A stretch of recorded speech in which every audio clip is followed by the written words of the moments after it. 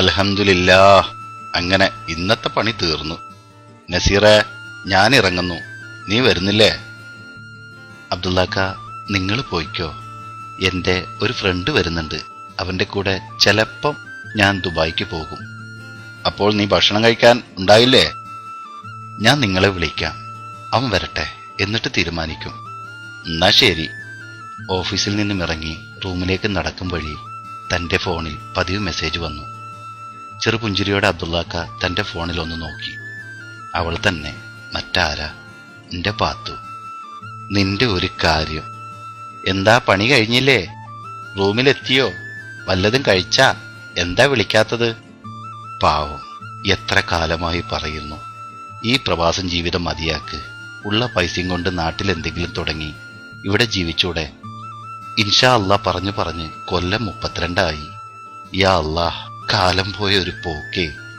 ഫ്ളാറ്റിന്റെ വാതിൽ തൂങ്ങിക്കിടക്കുന്ന കുബൂസ് കേട്ടുമായി അകത്ത് കയറിയ അബ്ദുള്ളാക്ക, അല്ല മോനെ ഷക്കീറെ, ഈ ലാപ്ടോപ്പ് തുറന്ന് നെറ്റ് നോക്കിയിരുന്ന വല്ല മെച്ചമുണ്ടോ?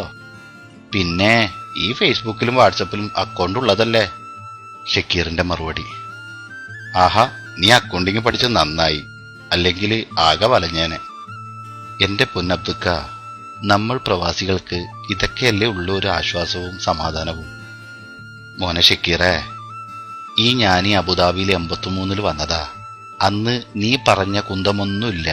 കുടുംബത്തെക്കുറിച്ചുള്ള ആവലാതിയും സങ്കടവുമായിരുന്നു മനസ്സിൽ. എന്നാൽ റൂമിലെത്തിയാല് ചങ്ങായിമാരുടെ ചിരിയും കളിയും കണ്ടാൽ അതൊക്കെ മാറും. വ്യാഴാഴ്ച വൈകുന്നേരം റൂമിൽ ഒരു പെരുന്നാളായിരുന്നു. എന്നാൽ ഇന്ന് അതൊന്നുമില്ല. എല്ലാവരുടെ മനസ്സും ഇടുങ്ങിപ്പോയി. ഇനി ഒരു 2 മാസം, പിന്നെ ഞാനും എൻ്റെ പാത്തും ഒരു സ്വർഗം തീർക്കും മോനെ. ഓ പിന്നെ, ഈ വയസ്സാം കാലത്താണോ സ്വർഗം തീർക്കുന്നത്?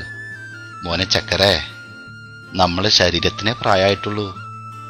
അന്ന് ഞാൻ കല്യാണം കഴിഞ്ഞ് ആദ്യമായി ഗൾഫിൽ വരുന്ന ആ ദിവസം, അവളുടെ കരഞ്ഞു കലങ്ങിയ കണ്ണുകളും തോർത്തി പെട്ടെന്ന് വരും ഇൻഷാ അല്ലാ എന്ന് പറഞ്ഞ് കരഞ്ഞ കണ്ണും തകർന്ന മനസ്സുമായി ഇറങ്ങിയ ആ ദിവസം ഇന്നും അവിടെ ബാക്കി നിൽക്കുന്നു. അതിനിടെ കാലം എത്ര പെട്ടെന്ന് പോയി. 2 പെൺകുട്ടികളുണ്ടായി. അവരെ നല്ല നിലയിൽ കെട്ടിച്ചു. തെറ്റില്ലാത്ത ഒരു വീട് വെച്ചു. അൽഹംദുലില്ലാ, ഞാനും എൻ്റെ കെട്ടിയോളും നല്ല ബിസിയായി പോയി. ഇനി ഞാനും എൻ്റെ പാത്തും ജീവിക്കാൻ പോകുന്നു. അന്ന് യാത്ര പറഞ്ഞു പിരിഞ്ഞ അവിടം തൊട്ട് അല്ലാഹ്, പറഞ്ഞു സമയം പോയി. ഞാൻ നിസ്കരിക്കട്ടെ. നിസ്കാരം കഴിഞ്ഞ് ഡ്രസ്സ് മാറി കിച്ചണിൽ കയറി ചോറ് വിളമ്പതിനിടയിലെ, മോനെ, ഇന്ന് മീൻ പൊരിച്ച ഇല്ലേ? അവിടെ ഇല്ലേ? എനിക്കറിയില്ല, ഞാൻ പുറത്തുനിന്ന് കഴിച്ചു വന്നതാ. ഉള്ള ചോറും കറിയും വിളമ്പി എടുത്ത ശേഷം, ഡാ മോനെ, നസീർ കൊണ്ടുവന്ന അച്ചാർ എവിടെ? അവിടെ തന്നെ ഉണ്ടല്ലോ. ഭക്ഷണം കഴിച്ചുകൊണ്ടിരിക്കെ തന്റെ ഫോണിൽ മിസ് കോൾ വന്നു. കണ്ട ഉടൻ തിരിച്ചു വിളിച്ചു. ഹലോ പാത്തു. അബ്ദുക്കയുടെ പാത്തു എന്ന നീട്ടിവിളിയിൽ ഷക്കീറിന്റെ മുഖത്ത് കൗതുകമുണർത്തി. ഞാൻ ചോറ് കഴിക്കുന്നു, കൈ കഴുകിയിട്ട് വിളിക്കാം. പിന്നെ ഫോൺ വെക്കല്ലേ, ഒരു കാര്യം പറയാനുണ്ട്. എന്താ പാത്തു? ഞാനൊന്ന് ആസ്പത്രിക്ക് പോകുന്നു. ആസ്പത്രിയിലേ? ആരെ കാണിക്കാനാ? എന്തു പറ്റി? എന്റെ കാലിൽ ഒരു കുപ്പിക്കഷ്ണം തറച്ചു. പൂർത്തിയാക്കും മുമ്പേ അബ്ദുള്ളക്ക പറഞ്ഞു. നിനക്കോ കുപ്പിക്കഷ്ണമോ? എവിടെ നോക്കി നടക്കണ എന്റെ മുത്തേ? അല്ലാ എന്റെ പൊന്ന അബ്ദുക്ക, അങ്ങനെ കാര്യമായിട്ട് ഒന്നുമില്ല, ഞാൻ വന്നിട്ട് വിളിക്കാം.